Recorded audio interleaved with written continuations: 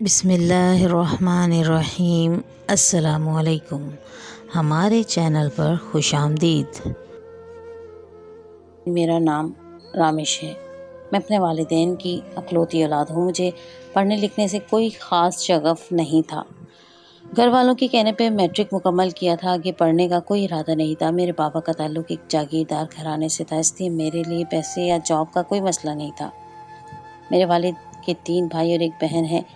شروع سے ہی ہمارے خاندان میں جائیداد کی خاطر جھگڑے رہے آئے دن کچہری کے چکر لگتے رہتے۔ ایک چچا کی وفات ہوئی تو جائیداد اور زمینوں کا بٹوارا طے پا گیا اور میرے باقی دونوں چچا مل کر ہمارے حصے پر قابض تھے۔ اور پھر انہی دنوں میرے بڑے چچا اچانک سے ہم پر مہربان ہو گئے اور خاص طور پر مجھ سے رویہ بہت نرم کر لیا اور مجھے اپنی بہو بنانے کی خواہش کا اظہار کر دیا۔ میری ماں کہتی کہ سانپ کے بچے سانپ ہی ہوتے ہیں۔ مجھے بھی اپنے اس کزن سے شادی کرنے میں کوئی دلچسپی نہیں تھی۔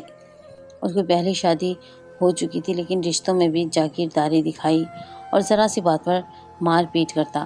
آخر بات طلاق پر آ کر ختم ہوئی۔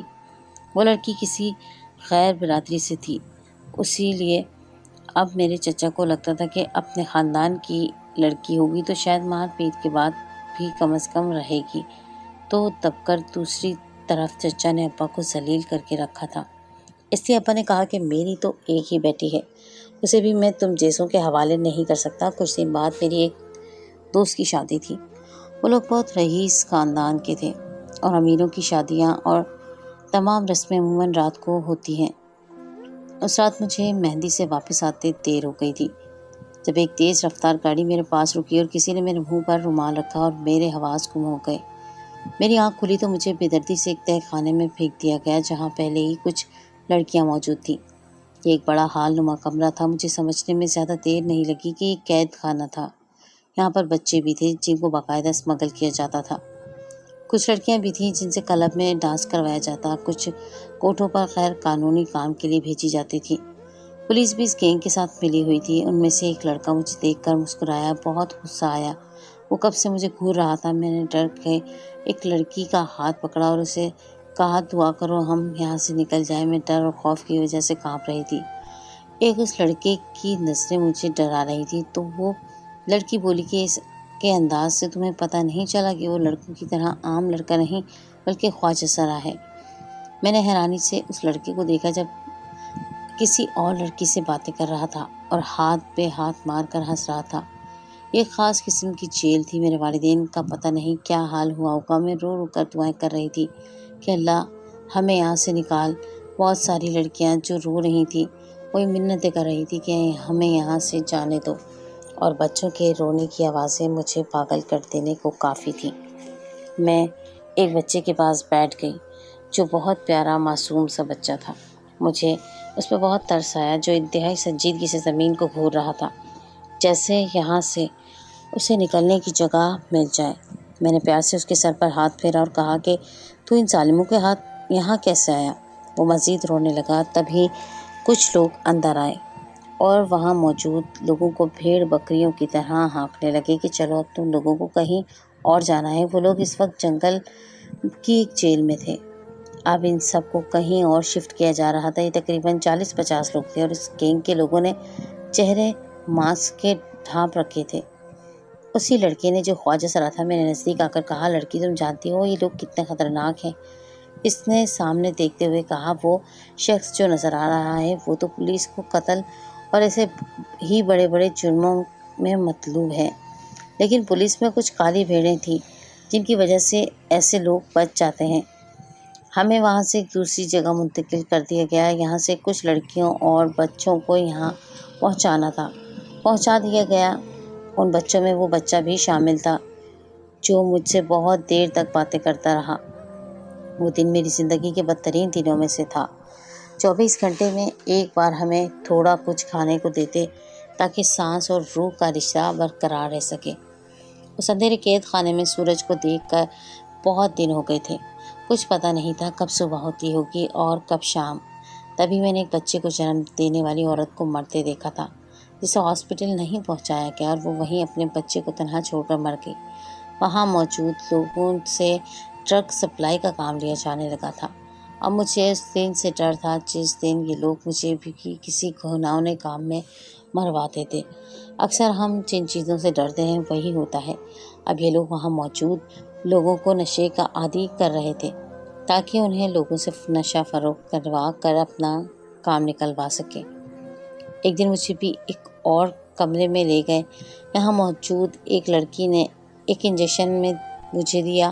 اب روز یہی ہوتا اور کب میں اس نشے کی عادی ہو گئی مجھے پتہ بھی نہ چلا۔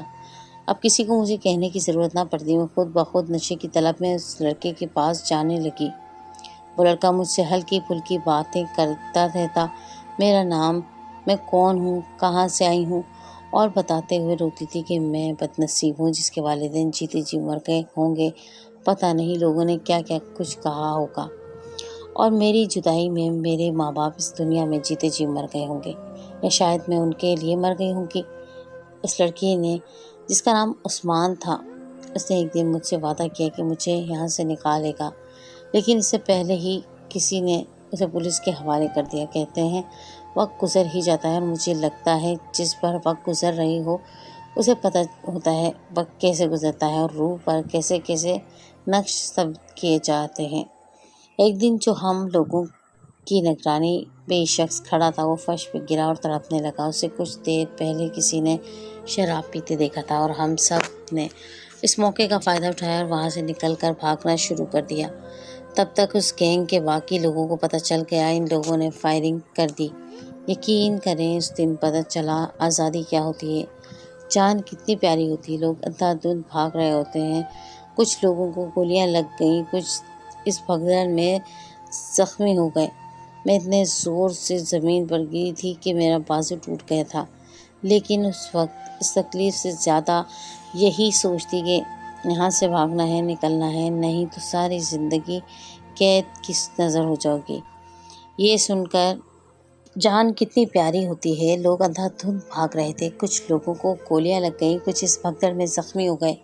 میں اتنے زور سے زمین پر گری تھی کہ میرا بازو ٹوٹ گیا تھا، لیکن اس وقت اس تکلیف سے زیادہ یہی سوچتی کہ یہاں سے بھاگنا ہے، نکلنا ہے، نہیں تو ساری زندگی قید کی نظر ہو جائے گی۔ یہ ایک سنسان راستہ تھا، سڑک کے ساتھ ایک گھناؤنا جنگل تھا۔ میں اس جنگل میں گھس گئی اور بڑی مشکل سے جان بچا کر نکلی۔ کافی رات ہو چکی تھی جب سڑک پکی پر آتی جاتی گاڑیوں کو روکنے کی کوشش کی، لیکن رات کے اس وقت کوئی لفٹ دینے کو رکنے کا خطرہ مول کون لیتا۔ میں نے پیدل ہی وہاں سے چلنا شروع کیا، لیکن ایک تو 2 دن سے بھوک اور کچھ نشے کی عادت کی وجہ سے صحت برباد ہو چکی تھی۔ کچھ دور بھاگنے کے بعد میں وہیں گر کر بے ہوش ہو گئی۔ جب آنکھ کھلی تو ہاسپٹل کا وارڈ تھا اور میرے پاس ایک ڈاکٹر اور 2 پولیس والے کھڑے تھے۔ پولیس نے ہوش میں آتے ہی مجھ سے انویسٹیگیشن شروع کر دی۔ میں ڈرتی تھی کہیں جس مصیبت سے نکلی ہوں وہ پھر سے اس گھر میں نہ پھنس جاؤں۔ وہ لوگ بہت خطرناک تھے، میں نے مل کر جانا بہتر سمجھا، لیکن وہاں موجود ایک شخص نے کہا کہ اس نے مجھے وہاں سے بھاگتے دیکھا، مجھ سے گھر کا ایڈریس لیا اور کچھ دیر میں میری بد نصیب ماں وہاں تھی۔ میں کتنی دیر اپنی جگہ سے ہل نہیں سکا۔ پتہ نہیں کب میری ماں نے چیخنا چلانا شروع کیا تھا، تب چلا کے میری ماں اس دن 8 ماہ بعد بولی تھی کہ میرے اغوا کے بعد میرے بابا کو لوگوں نے کہا کہ تمہاری بیٹی بد کردار تھی، خود ہی گھر سے بھاگ گئی تھی، لیکن کسی کے ساتھ میرے بابا برداشت نہیں کر سکے یہ سب، اور پھر ایک دن اپنی سوچوں سے لڑتے لڑتے تھک گئے اور موت کو گلے لگا لیا۔ میرے بابا اپنی نیند سو چکے تھے، میری ماں بیٹی اور شوہر کے غم میں ذہنی طور پر بیمار ہو گئیں۔ لوگوں نے دیکھا اس نے بات کرنا نہیں، کہیں آنا جانا چھوڑ دیا، اور آج میری ماں نے میری حالت دیکھی تو کلیجہ پھٹ گیا۔ ہسپتال میں آتے جاتے لوگوں نے دیکھا، میری ماں چیخ چیخ کر کہتی رہی اس کی تباہی ہو جس نے میرا گھر اجاڑ دیا۔ 2 دن اسپتال میں رہنے کے بعد جب ماں کے ساتھ گھر آئی تو پتہ چلا معاشرہ گھر سے بھاگنا تو یاد رکھنا ہے، لیکن کیوں بھاگی، کیسے واپس لوٹی، کوئی نہ کوئی دیکھتا۔ اگر ہر شخص نے اپنی ہی اینک لگا رکھی ہے اور سب اپنی ہی نظر اور سوچ کے مطابق دوسروں پر فتوے لگاتے ہیں۔ ہم بدقسمتی سے ایسے لوگ ہیں کہ ہمیں دوسروں کے دوزخ میں جانے کی فکر رہتی ہے اور یہ بھول جاتے ہیں، ایسے میں ہم اپنی جنت بھی گنوا رہے ہوتے ہیں۔ سارا خاندان گھر پر جمع تھا، جتنے منہ اتنی باتیں تھی۔ کوئی کہتا وہ لڑکا کہاں سے جس کی وجہ سے یہ گھر سے بھاگی تھی اس نے دھوکہ دیا تھا؟ کیا اس کا باپ اس کی وجہ سے اپنی جان کیا اور کہتا؟ وہ لڑکا بزدل ہے جو اسے وقت اکیلا چھوڑ گیا، اور کوئی کہہ رہا تھا کہ اب گئی ہی تھی تو واپس کیوں آئے؟ ان لوگوں نے رکھا نہیں تمہیں؟ ہمیں وضاحت بھی ایک حد تک چاہیے۔ جب کوئی سچ جھوٹ کی پرواہ کیے بغیر صرف الزام ہی لگا رہا ہو، کچھ سننے کو تیار نہ ہو، تو آپ یہی سوچتے ہیں کہ آپ کو اپنے کردار کے سرٹیفکیٹ دینے کی ضرورت نہیں۔ اس وقت میں بھی جانتی تھی کہ ایک رات گھر سے باہر رہنا تک ہمارے معاشرے میں عورت کے لیے سزا بن جاتا ہے۔ اس کا اپنا ہی خاندان اسے قبول نہیں کرتا۔ میں تو 6 ماہ بعد گھر آئی تھی۔ مجھ پر فتوے لگ رہے تھے، الزام لگ رہے تھے۔ خاندان والوں نے مل ماں سے کہا اس بدجنم لڑکی کو پناہ دی تو خاندان سے ہر ناطہ ہر رابطہ توڑنا ہوگا، اور ماں ہی تو واحد سہارا ہوتی ہے اولاد کی خاطر۔ جب سارا زمانہ بھی دھتکار دے تو ماں ہی سینے سے لگاتی ہے۔ میری ماں نے مجھے سینے سے لگا لیا، اور ہم ماں بیٹی نے سارے شریفوں کا خاندان چھوڑ دیا اور یہاں شہر میں آ گئے۔ یہاں میری ماں کی پرانی دوست رہتی تھی۔ رات کے 10 بجے کے وقت تھا جب ہم لوگ اس کے گھر پہنچے، ہمیں دیکھ کر، اور اس وقت اچانک دیکھ کے پتہ نہیں کیوں وہ گھبرا گئی۔ ہمیں کمرے میں لے گئی، حال احوال کے بعد کھانا کھلایا۔ تب تک اس کے حیران ہونے کی وجہ مجھے سمجھ آ گئی تھی۔ اس کا پاگل بیٹا وہاں آ گیا اور بار بار بچوں کی طرح ماں سے ضد کرنے لگا۔ میری ماں نے کہا تم چلی جاؤ، جو کہتا ہے اس کی مان لو، ہم لوگ انتظار کر لیتے ہیں۔ ماں کی دوست نے بتایا کہ یہ لڑکا اس کے شوہر کی پہلی بیوی سے ہے، اس کی اولاد نہیں تو اس نے اسے ہی اپنا بیٹا بنا کر پالا۔ اماں کی سہیلی نے بتایا کہ اس کا بیٹا ایک بہت قابل فہم نوجوان تھا اور اپنے کالج کی کرکٹ ٹیم کا بہترین کھلاڑی تھا۔ ایک دفعہ میچ کے دوران کسی کھلاڑی نے اس کے سر پر کوئی چیز ماری، جس کے بعد وہ بے ہوش ہو گیا، اور پورا مہینہ اسپتال میں رہنے کے بعد بھی ڈاکٹر نا امید تھے۔ پر وہی ہوا، اس کے دماغ پہ چوٹ نہ لگنے کی وجہ سے اس کے دماغ کا ایک حصہ مفلوج ہو گیا۔ اس کے لیے 25 سال کی عمر میں بھی اس کا بچپن ہی ہے۔ ماں کی دوست کا بیٹا جس کا نام رضا تھا بالکل چھوٹا سا بچہ لگتا تھا۔ ہم ماں بیٹی ان کے گھر رہنے لگے۔ سارا دن اپنے کمرے میں پڑا رہتا یا پھر اپنی ماں سے ضد کر کے اپنی بات منواتا۔ میں اب اس کے ساتھ بات کرتی تو پہلے کی طرح مجھے یہ نہ کہتا کہ میں آج اجنبی لوگوں سے بات نہیں کرتا۔ میری ماں نے منع کر دیا تھا۔ اب وہ میری بات بھی مانتا تھا اور اکثر اپنی ماں سے کہتا اسے رامیش کے ہاتھ کا کھانا کھانا ہے۔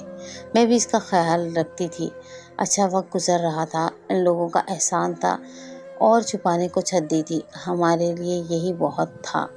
میری ماں اپنی دوست کے ساتھ لوگوں کے کپڑے سلائی کرنے لگی، میں سارا دن گھر کے کام کرتی۔ رضا کے بابا کچھ سال پہلے فوت ہو گئے تھے، گھر میں صرف وہ تھا اور اس کی ماں۔ کچھ عرصے بعد اماں کی دوست نے عجیب فرمائش کر دی کہ وہ میری شادی اپنے بیٹے سے کرنا چاہتی ہیں۔ سب جانتے تھے بظاہر رضا ٹھیک تھا، لیکن وہ ایک بچوں جیسا ذہن رکھنے والا انسان تھا جسے اپنا فائدہ نقصان کا کچھ پتہ نہیں تھا۔ اماں نے کہا کہ تمہارے گھر رہنے کی اتنی بڑی قیمت تو نہ مانگو، لیکن اماں کی سہیلی نے شرط رکھ دی کہ یا تو میں ان کے بیٹے سے شادی کروں یا پھر ہم لوگ اپنا بندوبست کہیں اور کر لیں۔ لوگ کیسے نقاب پہن کر پھرتے ہیں اس دن پتہ چلا تھا۔ ہم لوگ انہیں کیا سمجھتے تھے اور وہ کیا نکلی تھی۔ اماں نے کہا کہ ہم لوگ یہاں سے بھی چلے جائیں گے، تم اس پاگل سے شادی نہیں کرو۔ لیکن پتہ نہیں کیوں رضا کے لیے میرے دل بھی نرم ہو گیا تھا۔ وہ چاہے بچوں جیسی ذہنیت رکھتا تھا، لیکن مجھے وہ اچھا لگنے لگا۔ میں نے اماں سے کہا کہ میں بھی کچھ اتنی خاص تو ہوں نہیں جو کوئی شہزادہ سلیم آئے گا۔ میرے لیے اور خاندان سے ہم نکالے جا چکے ہیں۔ کوئی بھی شریف آدمی جب میرا ماضی جان لے گا تو مجھے کبھی عزت نہیں دے گا۔ اس لیے یہی بہتر ہے کہ اسی گھر کی چھت تلے رہے۔ اماں روتی رہیں کہ ایک بیٹی تھی، کیسا بدنصیب لے آئی، بدقسمتی رہی۔ اس دن میں بھی دیر تک روتی رہی۔ جب مجھے احساس ہوا کوئی کمرے کے دروازے پہ، میں نے دروازہ کھولا تو رضا تھا، ہاتھ میں ایک گڑیا تھی۔ میں نے اسے اندر آنے کا راستہ دیا تو کہنے لگا اس وقت میں کسی لڑکی کے کمرے میں نہیں جاتا، تم باہر آ جاؤ، میری بات سن لو۔ اس دن میں بہت ہنسی عجیب پاگل تھا، اس نے مجھے روئی سے بنی چھوٹی سی گڑیا دی تھی جس کے سر پہ کالے دھاگے سے بہت سارے بال بنائے گئے تھے۔ کہنے لگا، یہ کام تم دیکھو، اس کے بال بھی تمہارے جیسے ہیں۔ میں نے گڑیا لے لی اور کمرے میں آ گئی۔ میری زندگی اس روئی کی گڑیا جیسی ہی تو ہو گئی تھی۔ اور پھر ایک شام کچھ محلے کے لوگوں کی موجودگی میرے نکاح رضامندی سے کر دیا گیا۔ میری ماں وہاں موجود نہیں تھی، وہ سب دیکھ رہی تھی، لیکن ہماری مجبوری نے ہمیں ایک فیصلہ کرنے پر مجبور کیا۔ بظاہر رضا خوش شکل لڑکا تھا، جب تک بولتا یا باتیں نہ کرتا کوئی کہہ نہیں سکتا تھا کہ اس نوجوان کا دماغ بچوں جیسا ہے۔ نکاح کے بعد رضا کی ساری ذمہ داری مجھ پہ آ گئی۔ اب مجھے وہ ایسے ہی سنبھالنا پڑتا جیسے بچوں کو سنبھالتے ہیں۔ میری ساس اب بہت خوش تھی، وہ جو چاہتی تھی وہ اب ہو گیا تھا۔ ایک دن ایک فقیر نے آئی، اس نے کہا، مجھے کھانا کھلا، میں تجھے دعا دوں گی، ہر مراد پوری ہوگی تیری۔ میری مراد بھلا اس کے سوا کیا ہوتی؟ میری مراد بھلا اس کے سوا کیا ہوتی کہ میرا شوہر ٹھیک ہو جائے۔ اس فقیر نے کھانا کھایا اور جاتے ہوئے مجھے دعا دے گئی، تیرا شوہر تجھے زندگی بھر سچی محبت دے۔ میں اس کی دعا پر حیران تھی، میرے شوہر کو تو پتہ ہی نہیں تھا کہ بیوی کیا ہوتی ہے اور محبت کیا۔ کہتے ہیں دعائیں تقدیریں بدل دیتی ہیں، میں نے بھی بدلتی دیکھی۔ رضا دن بدن بہتر ہو رہا تھا، اب اس کا علاج بھی دوبارہ شروع کروایا تھا۔ اس بار ڈاکٹر بھی پر امید تھے۔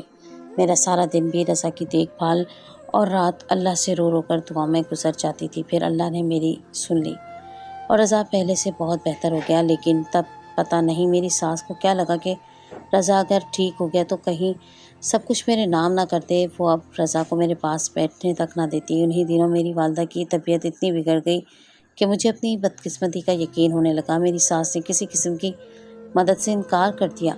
میں سارا مہینہ سرکاری ہسپتالوں میں ماں کا علاج کرواتی رہی، وہاں سے بھی آدھی دوائی ملتی اور آدھی کہتے باہر میڈیکل سٹور سے لے لو۔ میں وہ بدقسمت بیٹی تھی جو اپنے والدین کے کسی کام نہ آ سکی، بلکہ ان کی تباہی کا سبب بن گئی۔ میرا باپ میرے غم میں چل بسا اور موت کے منہ میں تھی سردیوں کی راتوں میں، اور میری ماں سرکاری ہسپتال میں ڈاکٹروں کی انسانیت دیکھتے رہے۔ اور پھر ایک دن جب میری آنکھ کھلی، اس لڑکی کے بینچ پر لیٹ گئے، میرا جسم اکڑ چکا تھا۔ جب ماں کو آواز دی تو پیروں تلے سے زمین نکل گئی۔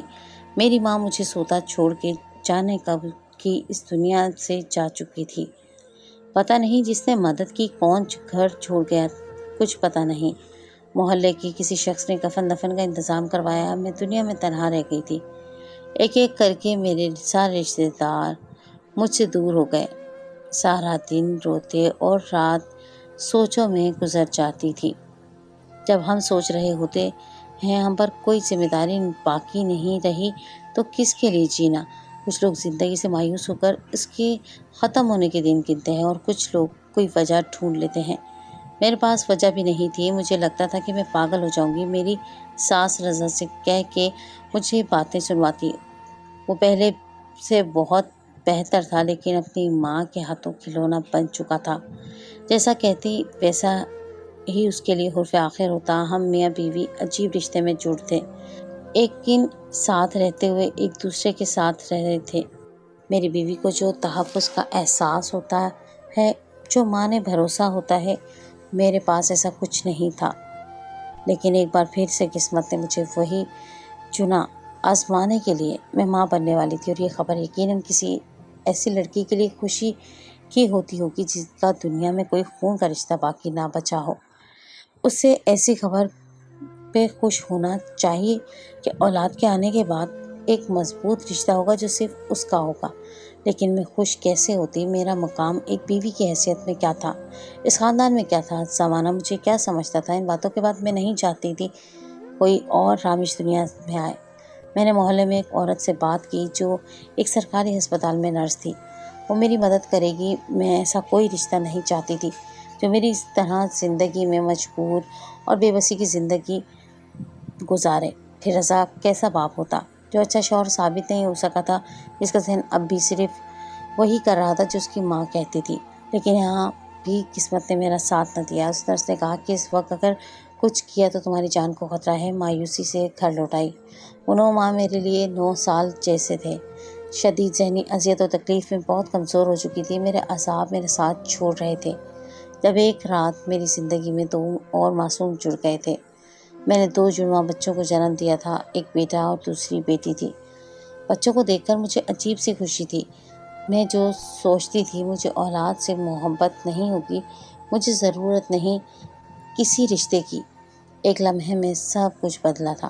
میں ان معصوم فرشتوں کو دیکھ کے ہی ممتا کے احساس نے مجھ سے سارے گلے چھین کر شرمندگی میں مبتلا کر دیا کہ تم تو انہیں مارنے والی تھی۔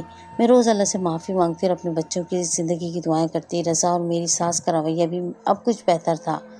مجھے بھی نہ پوچھتے، لیکن بچوں سے انہیں لگاؤ تھا اور میرے جیسے بدقسمت کے لیے یہی کافی تھا۔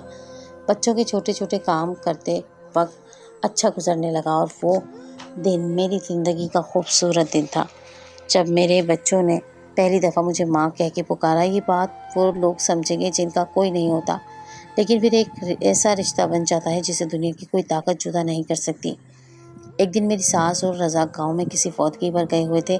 واپسی پر تیز رفتار میں اتنے ٹرک سے اس بس کا ایکسیڈنٹ ہو گیا، اور یہ وہ دن تھا جب میں بھولتی جا رہی تھی میں بدقسمت ہوں۔ مجھے قدرت نے یاد دلایا کہ تم اب بھی بدقسمت ہی رہو گی۔ میں اپنے بچوں کے ساتھ بالکل تنہا ہو گئی۔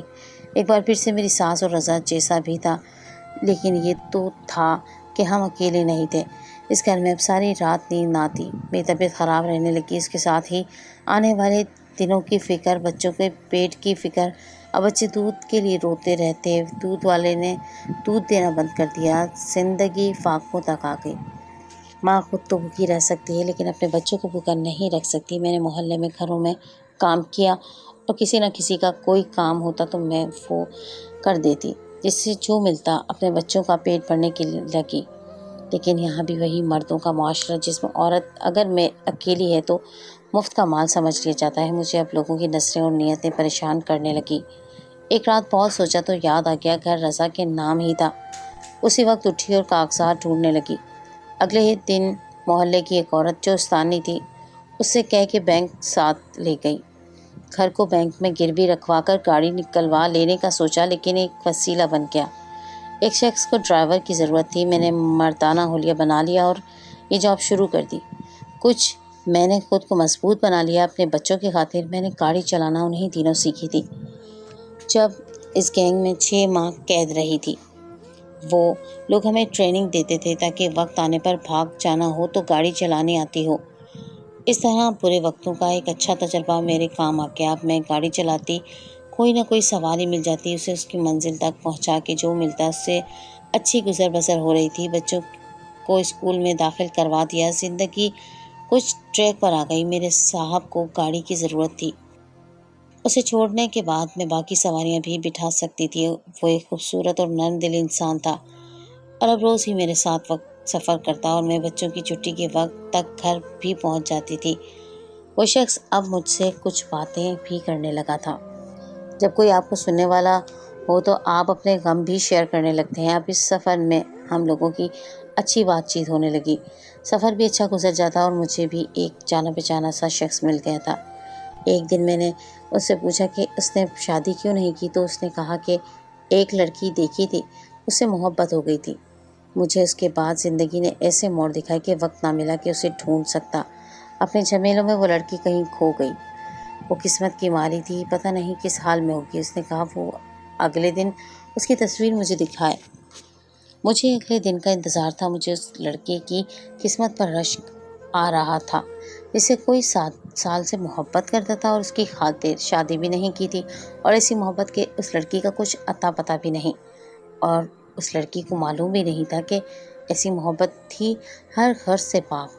اگلے دن بچوں کو اسکول چھوڑ کے میں جب اسے لینے گئی تو وہ اسی جگہ کھڑا تھا۔ مجھے دیکھتے گاڑی کی طرف بڑھا۔ کچھ دور جا کر میں نے اس سے کہا مجھے دکھاؤ کون لڑکی ہے وہ۔ اس نے جیب سے تصویر نکالی اور مجھے دکھائی۔ میرے پیروں تلے سے زمین نکل گئی کہ وہ شخص میری ہی تصویر مجھے دکھا رہا تھا۔ یہ تصویر تب کی تھی جب میں اغوا ہو گئی تھی۔ پتہ نہیں کیسے اس نے وہ تصویر لی تھی۔ گاڑی اچانک بریک لگنے سے رکی تھی۔ اسے کہا دھیان سے چلاؤ، لیکن میں اسے کیا بتاتی کہ میں کس دھیان میں ہوں۔ جو بتا رہا تھا کہ 7 سال پہلے وہ ایک گینگ کا حصہ تھا۔ اس کا پچھلا ریکارڈ ایک کرمنل کا تھا، لیکن پھر ایک دن اس نے ایک چہرہ دیکھا جسے دیکھ کر اس نے خود سے وعدہ کیا کہ وہ اس دلدل سے نکلے گا اور اس معصوم لڑکی کو بھی نکالے گا۔ میں وہاں موجود لوگوں کو نشے کا عادی بنا دیتا تھا، لیکن اس لڑکی کے ساتھ میں یہ ظلم نہیں کر سکا۔ میں محسوس یہی کرواتا تھا کہ اسے نشہ دے دیا ہے، لیکن 1-2 بار کے بعد میں یہ ظلم نہیں کر سکا۔ میرے ہاتھ کانپنے لگتے تھے۔ مجھے پتہ چل گیا تھا کہ مجھے اس سے محبت ہو گئی ہے۔ میں نے خود کو پولیس کے حوالے کر دیا اور اس گینگ کی معلومات پولیس کے ایماندار افسر کو دیکھ کر وعدہ معاف گواہ بن گیا۔ لیکن جب پولیس نے چھاپا مارا تو وہاں سے لوگ فرار ہو چکے تھے۔ گینگ کا آدمی زہریلی شراب پینے کی وجہ سے مر چکا تھا۔ تب مجھے احساس ہوا کہ میں اس لڑکی کو بھی کھو چکا تھا۔ پھر مجھے جب یاد آیا کہ ایک بار اس نے اپنے والد اور گھر کا ایڈریس بھی بتایا تھا۔ میں پوچھتا وہاں پہنچا تو پتہ چلا کہ اس لڑکی کے والد اس کی جدائی میں مر گئے اور والدہ اور اس لڑکی کو خاندان والوں نے نکال دیا۔ تب مجھے پتہ چلا کہ جس کے کہنے پہ ہم لوگوں نے اس لڑکی کو اغوا کیا تھا وہ لڑکی کا کزن تھا جو اس سے شادی کرنا چاہتا تھا۔ میں مایوس ہو کے واپس لوٹ آئی۔ میں نے ماسٹرز کیا تھا، لیکن نوکری نہ ملنے کی وجہ سے کچھ بری صحبت مجھے برے راستوں تک لے گئی۔ میں اب زندگی کو بہتر بنانا چاہتا تھا۔ پھر قسمت نے ساتھ دیا اور مجھے اسی بینک میں جاب مل گئی۔ 2 بہنیں تھیں، ان کی شادی کر دی۔ وہاں تو بہت عرصہ ہوا ہمیں چھوڑ کر دوسری شادی کر چکی تھی۔ ہمارے باپ نے ساری عمر ہمیں ہماری ماں کے طعنے دیے تھے کہ تم لوگ اس ماں کی اولاد ہو جو اپنے ہی بچوں کو چھوڑ گئی کسی اور کے لیے۔ میں سب کچھ حیرانی سے سن رہی تھی۔ قسمت کس موڑ پر لے آئی تھی؟ میں نے کہا مجھے نہیں پتا تھا، میری تکلیفیں مجھے تم تک پہنچانے کے لیے ہی آتی رہیں۔ میں اس لیے بدقسمت رہی کہ تم سے قسمت ملوا دے۔ اس نے حیرانی سے میرے منہ سے اپنا نام سنا تو حیران رہ گیا اور بولا کہ تم رامش ہو۔ اسے یقین نہیں آ رہا تھا۔ میں نے اسے سب کچھ بتا دیا۔ اس دن میں اکیلی نہیں روئی تھی، میرے ساتھ رونے والا کوئی اور بھی تھا۔ ایک شخص میرے غموں میں غمگین تھا۔ میری قسمت بدل چکی تھی۔ عثمان نے سب کچھ جاننے کے بعد بھی مجھ سے نکاح کر لیا، میرے بچوں کا باپ بن کے پالا۔ میں نے گاڑی چلانا چھوڑ دی، دائم ہماری ہر ضرورت کا خیال رکھتا۔ اس کی بہنیں مجھ سے کبھی کبھار ملنے آتی، میرا بہت خیال رکھتی تھیں۔ عثمان سے شادی کے بعد میری زندگی بدل گئی۔ میرے بچے میرے سے زیادہ عثمان کے قریب تھے۔ رات کو سارے دن کی روٹین اپنے پاپا کو بتاتے۔ عثمان ان کی چھوٹی سے چھوٹی بات بھی ایسے سنتا جیسے دنیا کا اور کوئی ضروری کام نہیں۔ میری شکایتیں لگاتے۔ عثمان جب ڈانٹتا تو کہتے پاپا ڈانٹی کا نہیں تو کیا کہا تھا۔ ان بچوں نے ہماری زندگی خوشیوں سے بھر دی تھی۔ محبت نے میری زندگی کی تلخیوں کو بھلانے میں مدد دی تھی۔ میں شکر گزار ہوں اللہ کی کہ ایسی محبت کون کرتا ہے